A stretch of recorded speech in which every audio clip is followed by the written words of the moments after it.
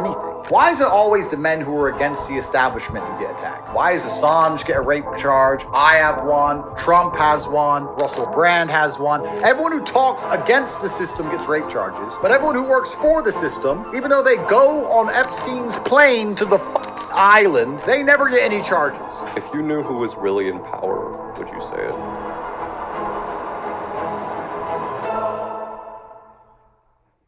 Andrew, you've danced around the answer when people ask you in interviews why sometimes you wear sunglasses and sometimes you don't. Today you're wearing sunglasses. I've kind of hypothesized maybe it's because you want to come off a certain way, but this is kind of out there. Do you wear sunglasses in certain interviews so people's energy can't get into your soul? You know what? That's a good question. Let me take them off. I do have bad eyes. That is true. So if the light's in my eyes for too long, I start to squint. I don't want to look squinty. Yeah. That was how it started. But then now I wear them so often. Yeah, I do like the idea of people not being able to penetrate my soul via my eyes. And I also like the idea of looking out the corner of my eyes. I do that a lot. I wear really dark sunglasses and then I look at other people in the room. Interesting. Why I do that, perhaps I'm just paranoid. I'm not sure. I should think of a really cool reason. I should think of something really cool and inventive as to why I wear them. But I just like having sunglasses on. Perhaps I do like to hide the windows to my soul. Not everybody needs to see in my eyes. You know, like why? Not everybody has to see deep. They say that your eyes tell the truth. And that is true. Like I can even talk from fighting. No matter how good someone's poker face is, you can see it in their eyes. If you hit them with a hard shot, even if their face doesn't move, you see it in their eyes. So when you fight somebody, you look directly into their eyes to see if you've hurt them or not. So perhaps I like to keep my eyes shielded for that reason. I'm not sure. But I wear sunglasses. It's not just interviews. I wear sunglasses probably 80% of my waking day every day. I always wear sunglasses all the time. You're really protective of your energy. That's interesting. Yeah, and maybe, if they acid attack me, I can retain my vision long enough to get the Aikido and snap their necks. Yeah. I just don't really see the disadvantage, so I wear sunglasses all the time, unless it gets really dark. We have a little gift for you. This is from my friend Travis. We got you these custom Muay Thai. Amazing. Daddy. Let me open this yeah. up. Let me see. Let me open this up. I just show them to the camera. Nice daddy shorts. Love it. For daddy coin. I love this. I'm gonna literally wear these in the next daddy promotional video. I had a promotional video that I'm gonna release soon for Daddy Coin. Yeah. And it was supposed to be me and my brother. We have the daddy coins and we jump on ATVs and we run away and all these beautiful women chase us on ATVs. And before we came up with the idea and before we filmed it, I said, the problem is women can't drive. So how are we going to make this? And all the girls sat there and said, don't be crazy. We can drive. It's only an ATV. 5 minutes in, crashed. Broke her leg. I told you. So now the daddy video, you'll see when it's released. It all starts all cinematic and it cuts to me saying, I told you women can't drive. It's an ATV on top of a chick. Yeah. So yeah, I'm going to make another one with these. Thank you very much, sir. Because once I'm free, I'm going to do a daddy world tour. So anyone who wants to get in on the daddy project, now's your time to get in. Because once we do the world tour, the price is going to go to the moon. So I'm going to do a daddy world tour once I'm released from my confines. I really appreciate that. Thank you. Sure, yeah. So you have this series, The Way of Wudon. You have this entire lore written about yourself. Yeah. It's really interesting. And it's underappreciated. And you know what? This is the first podcast in history I'm being asked about it.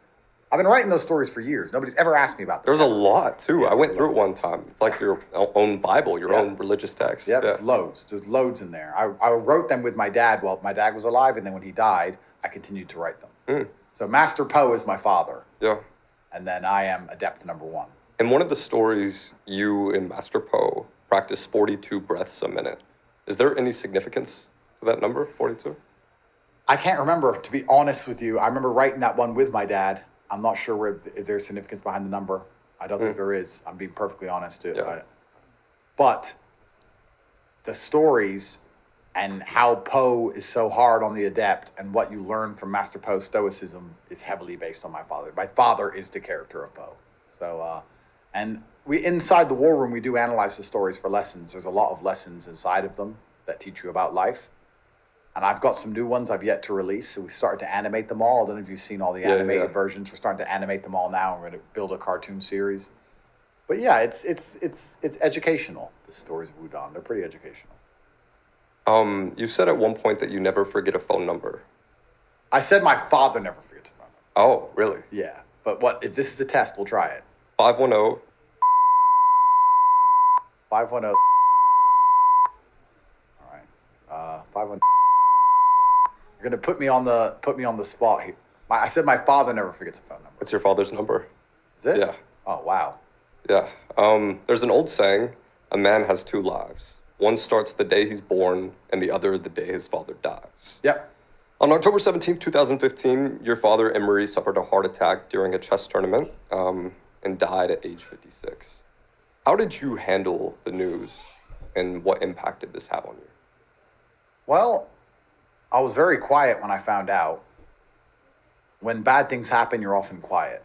This is something to remember for life. If somebody's sitting there explaining how bad their life is or how bad they feel or how bad something's happened and they're blabbering away, they feel fine. They just want attention. True sadness is silence. Yeah, true sadness is silence. So when someone's sitting there going, oh, it's so hard, it's so bad, that they just want you to feel sorry for them. They want attention. They're being a baby. If they were truly sad, they wouldn't say very much at all.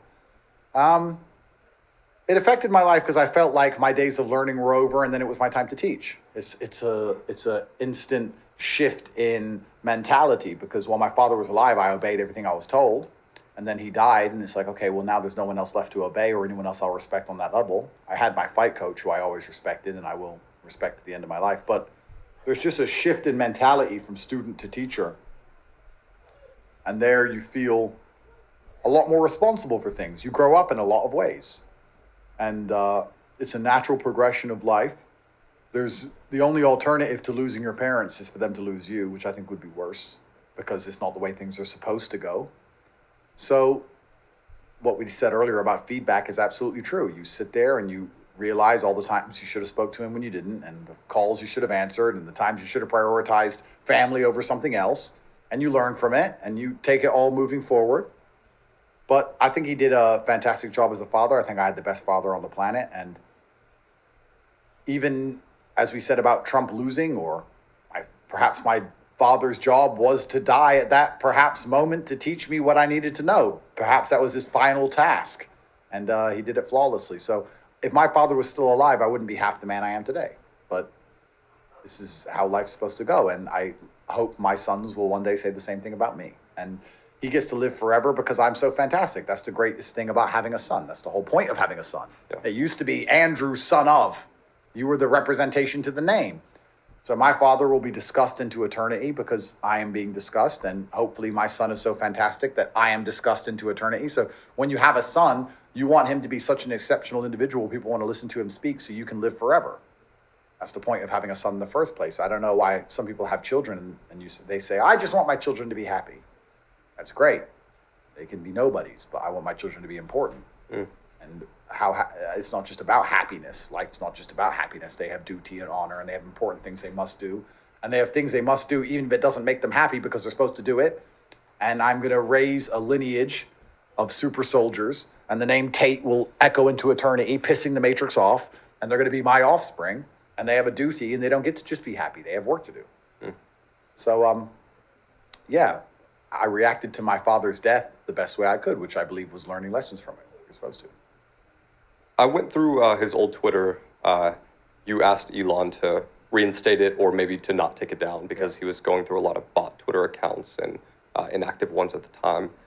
I'll read you some quotes. So, the truth is underestimated, often is manipulated, oftentimes unanticipated, rarely unappreciated, never to be mitigated, often to be celebrated. What do you make of this? Well, truth is unappreciated. I think he nails it almost in the first line. People don't want the truth if it doesn't make them feel the way they want to feel. There's confirmation bias. People say they like to find information that already confirms the things they already think. That is true, but I think confirmation bias is actually a lot more applicable to feelings. People like to see things that makes them feel the way they want to feel or confirm the feelings they already have. That's what's so dangerous about emotional creatures.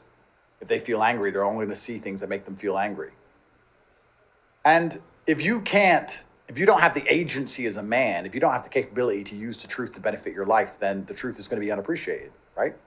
if you look at the realities of the world and you can take all of those realities and use them as building blocks, become a more fantastic person or build a fantastic life, then you're going to like the truth. But if you look at the truth and you don't have the competence and agency to do it, then the truth is going to aggravate you and you'd rather not see it. You'd rather see a false version of reality. So I think a lot of it comes down to your competence and capabilities as a man and how prepared you are to look into the truth and understand certain things. That's what the whole Matrix is. The whole version of the whole idea of the Matrix is a false version of reality. They're projecting in front of everybody's eyes. You look at the truth of the fact that they're stealing from the tax base and inflation's out of control and they start these wars for profit. You look at all these truths. If you can use those truths and understand them in a way that you can still benefit, even by telling the truth about the truth, even by just highlighting the truth to other people, then the truth is going to become attractive. But if you're working your ass off in some bullshit job, getting inflated to the point you can't pay rent anymore, and you have to look at this truth and it's only going to aggravate you and you don't have the skills it takes to use that truth to benefit yourself, then you're going to rather not see it. So I think he said something else, often manipulated. Yeah, absolutely. People say truth is subjective, but I don't think that's true. There is a truth. And to understand that and to appreciate that, you have to be able to use that to win. A combination of my sheer indefatigability and my unequaled perspicacity makes me a feared adversary, regardless of field of endeavor. You changed up his words a little bit. No, when he used to say it, Yeah. he said it different than he tweeted it. So why he tweeted it that way, I'm not sure. But he used to say, my unmatched perspicacity coupled with sheer indefatigability makes me a feared opponent in any realm of human endeavor. That's what he used to say. Yeah. And he said it quite often. It is my favorite saying. I still use it to this day because it means everything. But it means everything. In fact, I even said this in one of my business group chats 2 days ago. We were talking about the fact that the Matrix has tried so hard to shut us down. They've taken our payment processors and they banned us from everything. And Visa have banned us. MasterCard have banned us. We've been through the highest level Matrix attacks. Bank accounts have been frozen. Insanity. And we pay attention and we find new opportunities, unmatched perspicacity, and we never give up. We work 18-hour days, which is sheer indefatigability. And it makes you a feared opponent. If you pay attention and you never give up, you will win. If you pay attention to all of the opportunities and threats and you never give up or quit, you will win. Maybe that's what countries should be optimizing for. Perhaps you're right. He said, a man does not acquire a full skill set to be told, take care, be careful, by amateurs. Raw action solves everything. Caution breeds fear. Absolutely. So people will say to me, Andrew, you say too much truth. You talk too much. You're in the middle of these legal cases. You should shut up. If there's anybody on earth who can beat this Matrix attack, it's me. I've got the money. I've got the team around me. I've got the bravery. I can explain myself in court very well. I can make everybody at home, despite the BBC printing negative things about me every single day, understand it's a lie. Normally when the media hits you how they've hit me, everyone believes them. I can beat them, and I've beaten them every time I've sat in front of them. When the BBC come and do an interview with you as a setup, and you lose, not me, I win, and I go viral for winning. So when everyone's saying, be careful, I don't have to listen because I have a full skill set. And when he says caution breeds fear, he's right. If you sit down and go, the BBC are going to set me up and they're going to edit it and they're going to get sound bites to make me look guilty, so I probably shouldn't do the BBC, which means I probably shouldn't do this one. Maybe I shouldn't do media at all. Maybe I should stop talking. Maybe I shouldn't tweet. Maybe I should just be quiet and hope it all goes away, be a coward and hide in my hole like a little bitch and pray that somehow it all goes away on its own and I'll just sit there and take no action at all. Raw action solves everything. Inaction is an action of itself. Inaction is cowardice. And it's the worst one. Exactly. So I have a full skill set. I'm not afraid of anybody. I believe that doing more work is always going to be better than doing less work. Doing more is better than doing less in all realms. And over caution breeds fear. And I'm not scared of these people. I'm not scared of anyone else. I'm going to say the truth if I believe it to be the truth, and I'll pay the price for that. And I'm not afraid of the consequences. So it is what it is. And I understand that saying absolutely. I wonder if you've seen this one recently. Again, I worry if gays cannot have children, all they need is your children to continue their sex lives. How could this logic be flawed? Tate. Absolutely. Why does the LGBT agenda target children? Well, one, because they want to propagate a future. And as my father correctly pointed out, they can't have kids, they need your kids. And secondly, when you have any idea or any ideology that's so ridiculous, you need to aim it at children primarily. Well, that shows that your idea lacks logic, right? You can't aim it at adults. You have to aim it at kids, which are most impressionable. You have to convince children that a man can be a girl. and children believe in Santa Claus. So that's why they aim for kids, to try and infiltrate their minds early before they have enough experience of life and logic and reasoning to refute. So, yeah, they aim for the children to poison their minds, to get more adherents to their cult, or at least get the children to grow up accepting of their cult. And, they'll call me homophobic. I'm not homophobic, but I will not leave my kids in the hands of gay men. I don't want gay people around my children. I don't really want them in my life very much at all. I just don't see the point of it all. And I think that also your worldview changes when you can't have your own children. I think you have a vested interest in the sanctity of society when you have kids. Yeah. If you have kids, you care about the future because you have children. And especially if you're not particularly, I'm extremely financially successful, but if you're not only do you care about the future, you care about the geography you're tied to. I was born in this town. My kids are born in this town. Probably never going to leave this town. We care about this town. I don't want bad things to happen to this town because my kids grow up here. If you're just going to fuck and not have kids, well, then you don't care about what happens to very much at all. You just become hedonistic. Hedonism's a black hole that never ends. It goes to the bottom of, it goes all the way down to the depths of hell. You end up just doing more and more weird shit, chasing a high you're never going to find, and you have no interest in anything outside of yourself or the future. So to sit and say gays are bad people, I'm sure they'd attack me and call me homophobic to the ends of earth for that. I'm saying they're not nearly as interested in the future. They're not. They're interested in themselves, chasing a high, getting some kind of feeling out of the world right here, right now. And their only interest in the future is to psyop and poison other people's, straight people's children into giving them a future sexual partner, which is quite sad, really. How can you argue that they are as morally balanced as people who have families? How can you say they're just as moral? Now, of course, the Matrix will, and of course they will, but if you actually analyze it and actually want to sit and discuss it, people who have children are going to have a higher interest in the future morality of society than people who don't. That's the bottom line. Yep. And they're going to call me homophobic all over the news for this, and that's fine. But I know I'm right. So, caution really breeds fear. Optimizing for legacy yields a different outcome. Well, of course. You want your children to grow up in a place where you want them to grow up in a world that's livable. You're more likely to resist enslavement and slavery if you know that your children are going to have to grow up as slaves. If all you give a shit about is trying to ejaculate, then you don't have very much interest in much at all. Why would you? It's not hard to do, especially as promiscuous as gays are. Women are the gatekeepers of sex, not men. Yeah. They can be endlessly promiscuous. They don't even need to be successful. They don't even need money. You don't even need to be rich or successful. All the things that women use to gatekeep sex, looking for a partner who's competent and successful, they don't have to struggle for that inside the gay community. You can just turn up, I guess. So what's the point of their lives? I don't know. Is the point of their lives just sex? The very few gays I've ever interacted with talk about sex a lot. Like, straight people don't just sit down at dinner, hey, so I fucked yesterday. Like, they do that. And I'm like, maybe that's their whole life. Maybe that's all they do. I think it's very strange how obsessed they are with sex, how much they talk about sex, especially the fact, being obsessed with sex that gives you children, I kind of get. A straight person should be more obsessed with sex because you get legacy. You get to build a genetic bloodline. Being obsessed with sex when you don't even get anything out of it is really weird. But they mention it very often and they talk about it a lot. They make it their entire personalities. They sexualize themselves. They make sexual innuendos, sexual jokes all the time. Their whole life is just based around pointless sex. It just feels sad and empty. It just feels vaporous.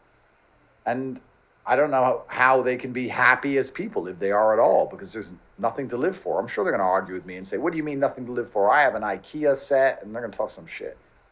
But the reality of the world is that you live for your children and you live to pass on your mindset and your views and your legacy. And I guess perhaps they have realized that and just decided to try and hijack other people's kids as a weapon. Maybe that's what they're going to do. I'm not sure. But it's also very interesting how all the leaders of the Western world are homosexuals. It's also very weird as well. You talk about not having a vested interest in the morality of the future, and then every single Western leader is some fucking homo. Do you think they were always that way, or do you think they became? Well, you have to be blackmailed to get into those positions of power. So, they decided to take the bait. You can just see it on their faces. You can just see on the faces of the current Western leadership, they're all gay. You can just see on them that they lack something in their eyes, masculine. We don't have a single, besides Trump, there's not a single male leader in the West. And And they say, oh, that's a male. No, it's not a man, though, is it? It's not a man. It's not like a. You look at Putin, you see a man, and then you look at Keir Starmer. What do you see? Yeah, it's obvious. It's obvious, and we're not allowed to say these things, but it's very obvious. And then if you desecrate the American flag, it's fine, but if you desecrate a pride flag, it's a hate crime. You get 20 years in jail. I mean, that's the religion of the West now. What is the West? What are the values of the West? Gangster rap, frozen food, and LGBT. What do we even have left anymore? What's real? It seems the only thing you can't insult is LGBT. The only thing they promote all the time is LGBT. The only thing they try and propagate around the entire world is LGBT. They never miss a chance to prove how gay they are at any event ever. Any kind of cultural event they ever have. They can't wait trying to prove how gay they are. It's just strange, Unless it's a satanic agenda trying to make people lose faith in the future or not have any interest in the morality of humanity anymore so that we can just enslave everybody and fuck kids. I mean, Satanism is the belief that Earth is the kingdom, right? Yep. That there's no other kingdom past that. That's right. And Satanism, I also understand, is the belief in, to a degree, hedonism. Me and how I feel matters more than anything else. There is no objective morality. What matters is how I feel. And, that would make you a crazy conspiracy theorist, of course, but they do seem to promote Satan all of the time. And that's proof to why God is real. People say, why do you believe in God? Well, the people in charge of the world believe in God enough to try and destroy the idea of God. So doesn't that prove that God is real? Satan is the biggest believer in God. Well, there you go. Of course. If they're going to try so hard to remove God from society, then he must be real. Because these are the people who are trying to enslave you and your children. But yeah, I find it very strange I don't know how gay people really think about the world. I'm sure some gay is going to make a reply to this video. I'm not going to watch it. I don't care. Why would I? But the very few I've interacted with are overly sexual and very weird. They're just weird people. Outside of their sexuality, they're just weird. I don't feel comfortable around them. It's strange. There's an old saying, the only man that wants you to be more successful than him is your father. Do you believe your father wanted you to be more successful than him? I wouldn't say believe. I would say he expected. Really? Yeah, I would say it was an expectation, and not an expectation like, wow, my son can do anything. It was an expectation like, you better be, boy. I didn't spend all this time feeding you for nothing. It was far less a happy expectation and more real. But he wanted you to be successful or more successful than him. How do you judge more successful? And we go down the rabbit hole, because I think in many ways I was not as successful as him. I would never be able to play chess like he could. But he wanted me to live up to my last name. But if you could play chess better than him, is that something you think he would accept? Yeah, I think he'd be very happy with that. Really? I think he'd be extremely proud of that. But I had a last name I had to represent, and he expected me to represent it flawlessly. He didn't expect me to ever fail, and I never would. And I expect the same of my son. So I think the reason a father wants his son to be more successful is because love is your link to the future, right? And you want your name to be as respected as possible as a man. I want my name to be as respected as possible, so I have to act in a certain way to lend credence to the name Tate. If I can have a son who also lends even more credence to the name Tate, that's a relief. It's like, fantastic, great. Finally, someone takes over the workload. So yeah, I think that's absolutely correct. You and Tristan retired your mother once you guys got enough money to. She was washing dishes before a dish lady. Do you think you would have retired Emery if you had the same capabilities?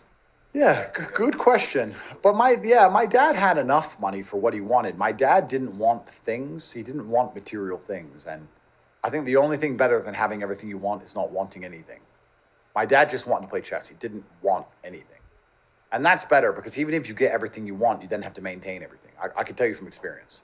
It'd be much better for me to not want supercars than have them all. Because I have them all now.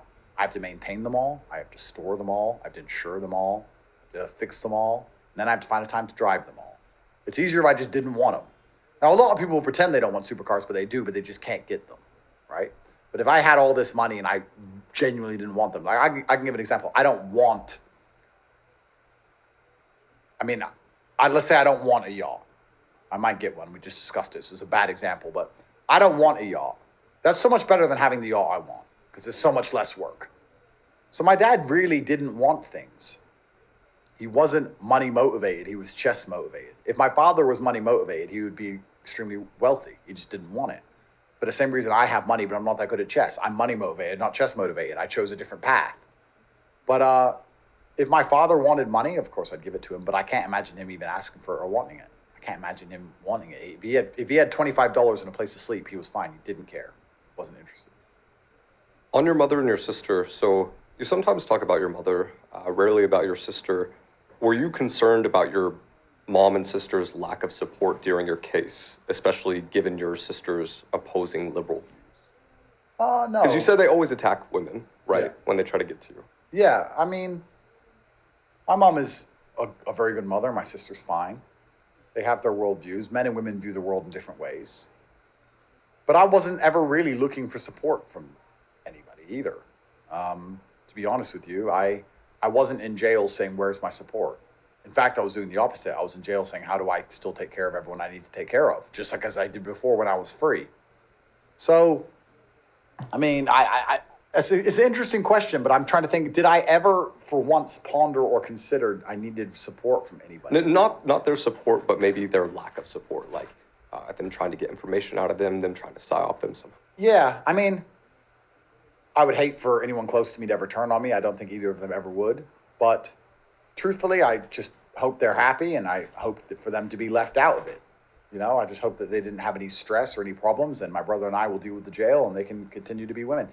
Once again, I'm a misogynist, right? In the worst possible way. So I don't want women to be stressed. I don't think they can handle stress. So if it's my girlfriend, my mother, whoever, if I'm in a bad situation, I don't want my girlfriend stressed because of it, because I'm so misogynistic. I don't believe that she can handle it. So I just want her kept out and kept happy. I want her to go and play with teddy bears, whatever she wants to do, and be smiling, put on her makeup and do her lip gloss and whatever. And I'll deal with all the difficult things because I'm a terrible misogynistic man. So I just hope they leave them alone, right? What's one thing your mother taught you? Very good question. It's a really good question. I should have an answer for it. But I think don't fathers make the sons? I don't know. Maybe not anymore. Maybe that explains the world we're fucking in. I don't know. My dad made me. My mother fed me. My mother kept me alive. My mother, made sure I went to sleep and went to school and had lunch in my lunchbox. But all my lessons in life came from my dad. So maybe she taught me that. Maybe she taught me a woman's job is to have kids and keep them alive. And the most difficult, important, potent lessons are going to come from the father. Perhaps she taught me that. So let's transition a bit here. I'm going to cut some questions for time's sake, but this is a segment called This or That. You just choose an option. You don't have to say why. Cigars or coffee? Coffee. Sparkling or still? Sparkling. Steak or sushi? Steak. Jiu-jitsu or boxing? Boxing. Jordan or LeBron? I know so little about basketball, but Jordan. Messi, Ronaldo? Ronaldo. Magnus Carlsen or Bobby Fischer? That's a really good one. I know I'm going to break the rules of this or that. I'm going to break the rule. I'm a rule breaker. Bobby Fischer's great. Fischer was an interesting guy. Do you know his life story? I know a bit about it. Yeah, so Fischer went to play Russia and become the world champ. He was going to go play. And then I have to remember this correctly, he was a real nightmare at the chess tournament, at the actual game itself. He was complaining about the cameras and complaining about the lights and all these different things. Eventually, in the end, he won the championship. And after he won the championship, he then refused to play chess basically ever again. He went into a hermit mode, started doing all this investigation, came up with this crazy conspiracy that the Jews were ruining the world. Careful what we say, we're on YouTube. And he refused to play chess ever, but then also said he was the world champion. And when anyone else would play or say they're the world champion, he'd be like, no, I still am. He ended up replaying the guy he originally played, Boris Spassky, in the original world championship, like 34 years later in Yugoslavia. At the time, there was a war there, so he got sanctioned by the U.S. for going to Yugoslavia because he wasn't supposed to go.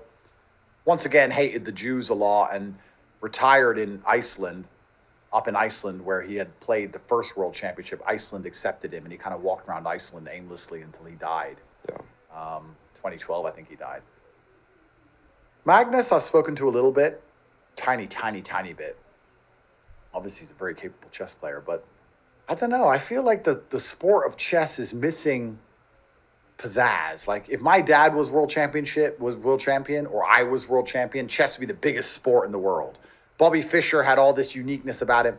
A lot of these chess players are just good at chess, and they take their money, and they're not that controversial, and they get paid, and don't have opinions on X and Y and Z, and they get paid chess, and like it's missing. Like where's the street fights, and like WWE, even fighting in WWE, there's buzz around the event. That's what chess is missing, because you need to make people want to learn chess at a level where they can understand chess enough to appreciate it. Boxing is easy to appreciate because everyone understands a punch in the face. Jiu-jitsu is not as easy to appreciate because if you don't watch or play, if you don't do jiu-jitsu, you don't really get what's going on. Chess is even worse than that. You have to get very good at it to appreciate it. So to do that, you need to get some buzz around it. So I feel like the current chess players lack personality a little bit. I'm not trying to insult them at all. I'm not even sure if they're allowed to have personality. Maybe it's against FIDE rules. I don't know. But I don't know. We need some WWF table flipping. We need something going on to make people want to watch it a bit more, because chess is a beautiful game. And unfortunately, the world we now live in, it's an attention economy, and it's getting harder and harder to garner attention with anything. So Magnus showing up to games late isn't enough. yeah, that's right. Yeah, we need some Bobby Fischer level, go crazy, hide in Iceland, go to Yugoslavia while it's at war. He would play level. like blindfolded chess, like multiple games at a time. Have you ever done something like that? I've never done it, but my dad has done it. My dad has played blindfolded. I tried to chess. do it once. It said that it leads to psychosis, and I tried it. And I was like, Sounds oh, about this right. is very mentally strenuous. Sounds about right. Yeah, my dad could beat me without looking at the board. So I'd sit here with the board, and he'd be in another room, and I'd say C4. I'd say E4. He'd say C5, knight F3, knight C6, and he'd just shout out words and beat me. Yeah, it's crazy. And Magnus, I think Magnus has done that with 4 or 5 people at once, blind, while playing 5 different games simultaneously. I think he's done that. It's crazy how good these people are at this game. It's really it's ridiculous. It's incredible. But I'm gonna say Bobby Fischer anyway. Bobby Fischer. Sorry, Magnus. Bobby. Bugatti or Pagani? Bugatti. Bitcoin or Ethereum? Another really good question. I've heard, well, Ethereum has a purpose more than Bitcoin. Ethereum has a use case. Bitcoin's just the gold, right? But if Bitcoin's digital gold, then you say Ethereum's digital oil, because you have to use the oil and burn the oil. And Ethereum's also deflationary now. If I had to only hold one, I'd choose Bitcoin. Bitcoin. Yeah, me too. Putin or Trump? That's a hard one. That's a hard one. Who would you rather lead the U.S.? They're both extremely competent nationalists, which is what you expect in a leader, but Trump. Trump or Kamala? Girl boss. I would love to sit down with Kamala in an interview like this and say, please explain to me how you're going to fix. You can choose. Choose a subject, choose an issue America faces, explain what it is without repeating yourself, and tell me how you're going to fix it. Go. Oh, well, inflation means no one can afford groceries. Da, da, da. Okay, cool. What's your plan to fix inflation? Oh, well, people need money because they can afford groceries. No, what's your plan to fix it? How does inflation start? Where does it come from? How are you going to fix it? What are you going to do? What laws are you going to pass? Please explain something that makes fucking sense. She's going to get all the way to the end of the presidential race. She can get all the way to voting day without ever explaining once what she's going to do to anyone. She's never going to once explain to anybody her plans to fix anything. And there's going to be people in line going, Kamala. Bro, it's so over. So over. U.S. or U.K.? Okay. As failed as it is, Keir Starmer, fucking loser. Crime's bad. I know as failed as it is, but there's something about England that even I miss. I can't explain it. It's raining outside. You don't know your neighbor. You've lived next to him for 15 years. You've never said hello. It's just something about the English mentality. I can't explain it. It's like the least friendly, most miserable, depressing place on the planet. And there's a degree of depression. Everything goes full circle. You can go through depressing out the other side to like comfort. It's like, yeah, I'm here. I live here. I don't know any of my neighbors. They don't talk to me. I don't talk to them. It's raining. There's nowhere to go. There's nothing to do. cup of tea, bitter face. It's great. Thailand or Dubai? Dubai if you're rich, Thailand if you're poor. Europe or Asia? Europe, because I love to drive. The only reason I even have cars is Europe. If you don't live in Europe, there's no point having supercars. People in people in America say, "Oh, I bought a new Ferrari." Why the fuck would you buy a Ferrari in America? Straight lines, 60-mile-per-hour speed limit. You have to stick to the speed limit, otherwise you get shot by the cops. Boring. Maybe you could put your foot down a little bit in a straight line and make a little bit of noise. Boring and gay. There's no point in having a sports car in America. You may as well just get an SUV and just go with the traffic. Europe has beautiful mountain roads. They have all these different jurisdictions. You race through Italy. By the time you lose your license, it doesn't matter. You go into France. Then carry on. It's great. You have the Alps. You have all the castles. You have beautiful little hotels to stay at. You can drive around Europe forever. You can never get bored. You can always find something new and beautiful to do. Europe is actually the best continent on the planet. It has all the weather, all the seasons, the most luxury places to go. You can drive here. It's a shame that it's collapsing, and it is collapsing, and Europe will fall before America does, and it's truly a shame. English or Spanish? English. Spanish. KC fucking. Whoever moves first is gay. Fuck this game, bro. I've seen this game. I've seen this game, bro. It's fine. It's fine. Until you have as many children as me, I think I'm pretty good. So I'm not gonna sit here for 25 minutes. It's fine.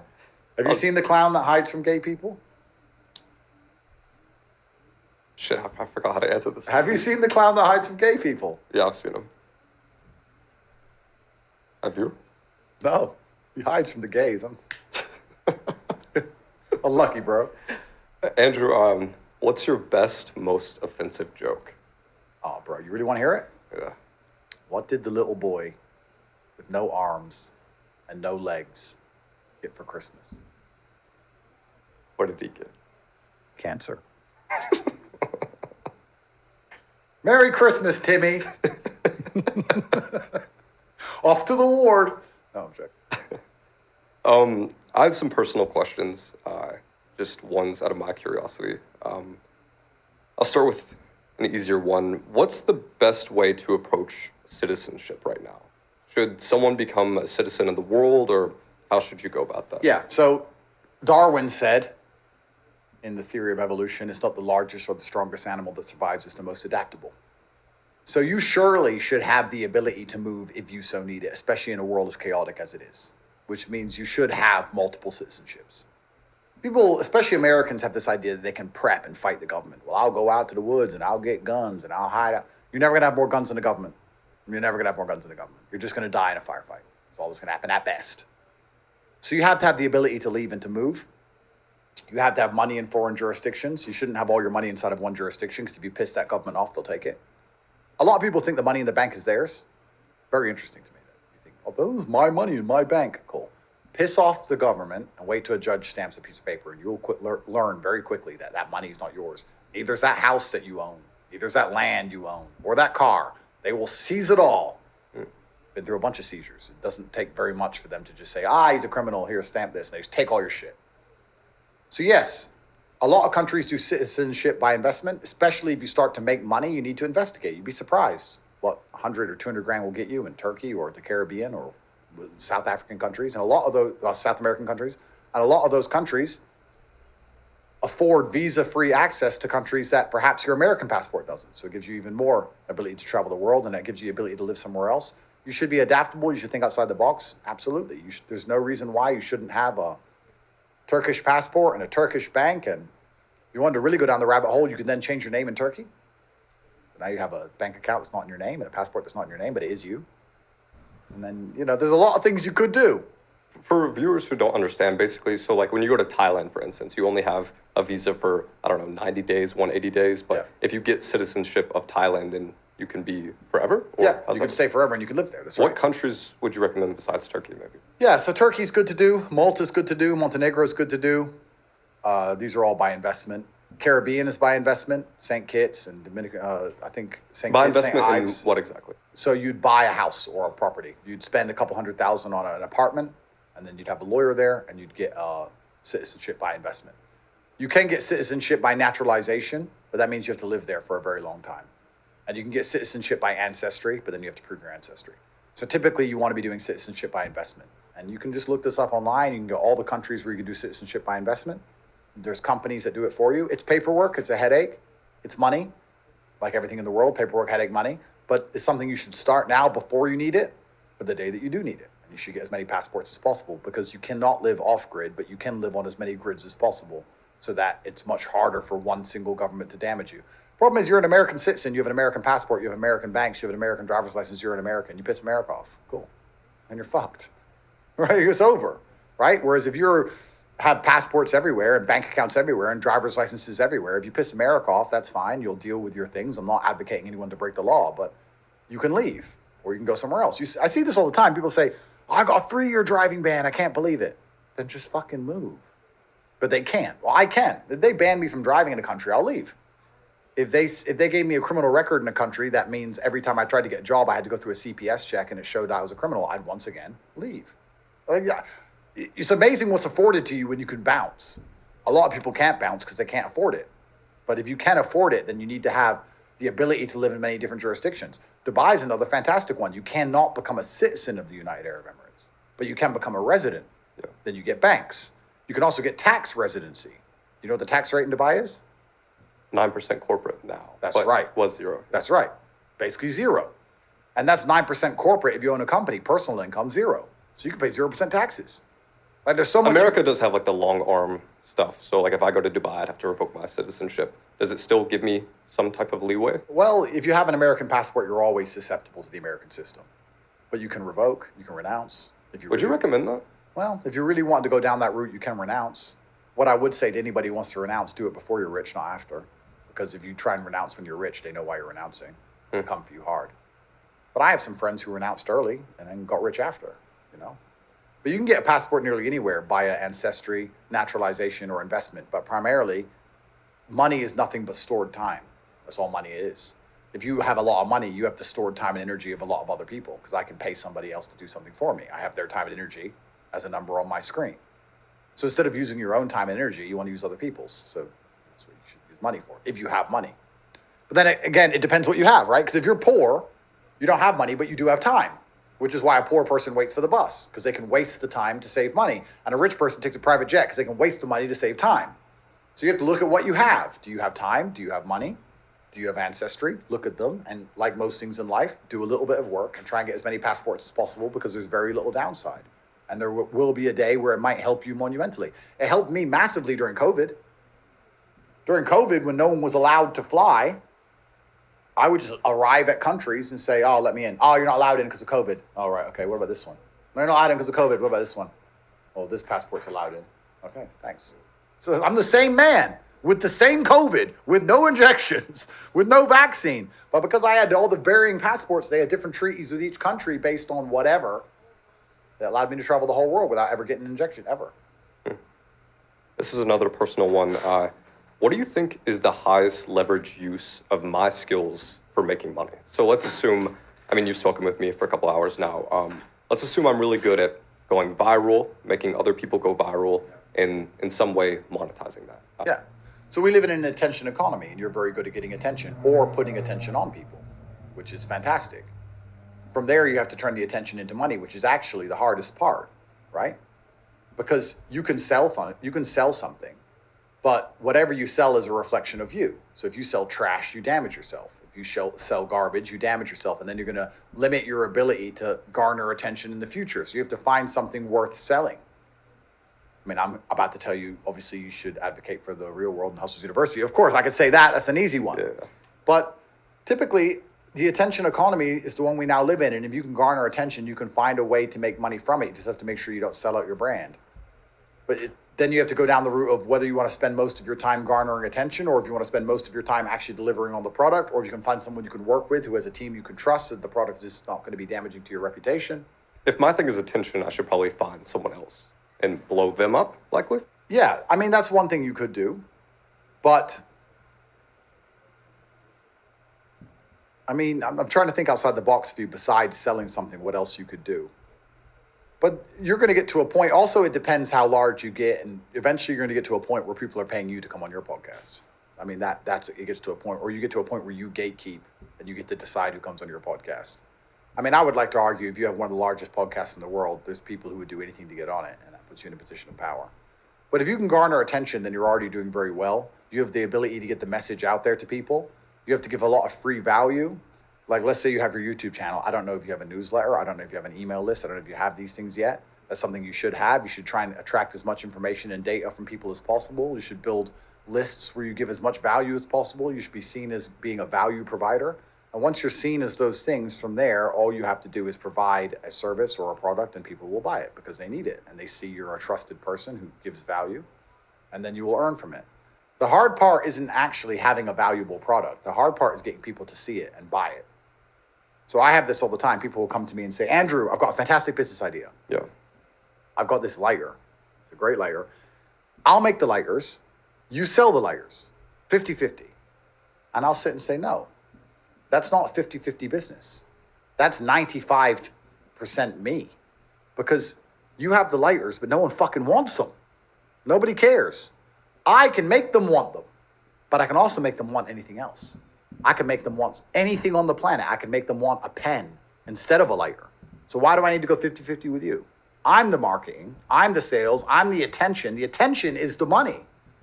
So once you manage to you keep getting YouTube views, you build a newsletter, you get people to pay attention to you, you're seen as a value giver, you have the ability to make people see things, then it doesn't matter. The rest is the easy part. That's really where the money is. When working with other companies, do you do agency work or do you only promote the products through your own brand? So that's what I've done. Now I'm in a position where people will come to me, let's say the lighter example, and they say, Andrew, help me sell this lighter. And then I was so concerned with my reputation, I would look at the lighter. I'd be like, because I refuse to sell shit. Most celebrities don't care. Give me the money. I'm different because I'm not getting $50 million sponsorships from the Matrix, right? If I sell shit, it's going to be all over BBC saying I'm a scammer. This was so interesting. If my school, The Real World, was garbage, they'd be saying it's garbage all over the news because they hate me. Yeah. But they don't even mention it anymore because they know it's good. They try not to mention it because they don't want people to sign up. So I'd look at the lighter and then I'd be me and I'd say, you know what, this could change, that could change, that could change. And I'd tell them, you have to change these things for me to want to sell your lighter. And then they give me some excuse or some ridiculous timeline. And then I'd think, fuck, I'll do the lighter myself. That's how I ended up with all my own products effectively. Now I do everything myself. I mean, there's the university idea I came with off the top of my head because I knew that if I recommended anybody to go and learn, how could I sit here and say, guys, you need to make money and become financially successful so you're as important as possible, and then not give a resource for that? So then I'd give a resource and say, these people teach you how to make money, but I've looked at all their resources and they're all shit. So I just did it myself. Yeah. So I don't. For fundraiser, for fundraiser.com, are you planning on just giving capital, or are you planning on kind of doing like a venture studio setup where you give like advice and consulting to those companies? Yeah. So for fundraiser.com, we've got $50 million we're going to allocate. If I like the idea and I allocate to it, I'm going to take a percentage for the amount of money, and I'll also take a further percentage if they want my expertise or expertise of people on my team. And to be honest with you, I might put the two together. So is it just expertise, or is it going to be like operational? Yeah, it'll be operational. It'll be there not on the ground, but online, telling them what to do. And a lot of that will be, to be honest, I'll probably put the two together. I can't see myself giving money only to very many people unless I know them. Because if I'm going to give money, I also want it run by people who I trust and who are competent. So someone might come along and say, I need $1 million. And I'll say, fine, I'll give you $1 million for 20% and another 10% because this guy is going to be running this. Are you going to raise for this fund eventually? I've already got the money, $50 million. So it's just your guys' money? My money. My money. I've never raised for any of my ideas. I've never raised for any of my businesses. Every single thing I run is 100% run by me. I don't owe anybody anything. And I've been offered crazy amounts of money for people to buy X percents of my stuff. I don't want to have to talk to anyone else. I don't want anyone else's opinion. I'm the boss. It's my empire. But you don't own any of your companies, for the record. Of course, I don't own. You're just the face. I'm just the face of them. I don't own anything. But we've never raised anything. Everything's been built completely organically from the ground up. They've all been profitable from day one. And that's another thing that's very important. Because this is actually, we talk about fundraiser.com. A lot of people have this idea of business where The tech companies have ruined the ideas of business. People think that you can start an idea and then just borrow loads of money and raise loads of money and buy a fancy office and get a smoothie machine and get smoothies and get bean bags so you can sleep at the office. Wow. And then just keep borrowing and spending everyone else's money. And that's a business. No, a business makes money. And I managed to launch all of my businesses with very little investment. So if you need investment from fundraiser.com, you can come and show me your business plan, but we're gonna analyze it and see what you really need that money for. If you can really pull it off without that money, or how that money will actually be spent. For some ideas and some businesses, you do need huge investment, but for a lot, you don't. I would argue nearly any company you want to launch, you could launch almost without investment. If you wanted to launch a coffee company and there was a particular type of bean and you needed money to get all of those beans from Colombia, and you need to package them all up and fly them all over to England, for example, I would say launch the coffee company, get some stills, get some pictures, launch it with no beans, advertise it, see how much you sell. If you sell a whole ton, now you have the money to import the beans. If you sell hardly any, you'll be glad you didn't bring the beans over, refund everyone, and just be done with it. Like, you can do it without the investment, but people will say, no, I want the investment. I want to bring all these beans. I want to spend $1 million before I even do anything. Do you know the hardest business to start? You know what the hardest business in the world would be to start today? Makeup, supplements, something like that. Nope. Easy. The hardest business in the world to start today, this business I'm not going to start, nobody's going to start, is an airline. Not an airline, sorry. An airplane manufacturer. The reason is you have to invest in a factory, which is billions. You have to begin to make planes. You then have to go through 7 or 8 years of testing before you can sell a plane, right? So you've invested billions hoping you can make your first sale 8 years later. Then all of the current aircraft manufacturers have lobbied governments to prevent you turning up and selling anything. And then you have to produce a product which is better or cheaper than Boeing or Airbus, who have a massive monopoly on the market and understand the market very well and have deals with airlines already. So who are you going to sell to? Like, something on an airline, nearly impossible to start a brand new aircraft manufacturer off the middle of nowhere. That's why you have these two names, only those two. Supplements, makeup would be easy for the same reason I said coffee. That's right. You can just sell from the beginning. So I'm very interested to see people's business ideas and talk to them frankly. And my goal with this 50 million is to spend it all across a couple years. But my primary goal is to get my fingers in some very interesting projects myself and make sure they're monumentally successful. And when we said earlier about the 95%, 5%, I have that because any project I'm invested in, I can mention. So I could just mention. Like, I have monumental power because I have attention on me. Andrew, the game has changed a bit since you blew up using short form the way you did. I changed everything. They're never going to let that happen again. I was a glitch in the matrix. TikTok will never allow anyone to do that again. It was me. They're never going to allow anyone to pull that off a second time. I know they've changed a lot because of me, specifically because of me. I know that for a fact. When they were dragged into the Senate and TikTok was getting a grilling, they were saying my name. Really? TikTok have gone through TikTok have developed extremely advanced artificial intelligence to try and keep me off their platform. Can't show my face. Even if I say nothing, if my voice you can't show, even my face, if you invert it and flip it, it recognizes it. They have tried so hard to keep me off TikTok. Yeah. It's crazy. I've been told by people, maybe this is untrue, that Luke was instrumental in coming up with that strategy. Is there any truth to that? It was the war room. It was some war room guys, and we sat down and decided to try and conquer the world, and we came up with a plan. Because traditionally, before I did what I did, everyone was worried about people using their clips because they wanted all the ad rev. So they didn't want people to use their clips, and they would copyright strike everybody. And we were basically the first people to say, use all our stuff, we don't care. And a lot of people have tried to copy it since, but nobody's been able to do it. If the music industry did it, it would change music forever. Yeah. Oh, completely. Because they're so stringent on getting the ad revenue. It's like if you just let people use your songs, that's right, it would take off. That's right, exactly. But everyone's so desperate for the ad revenue. But we were unique in our approach also because I don't need money.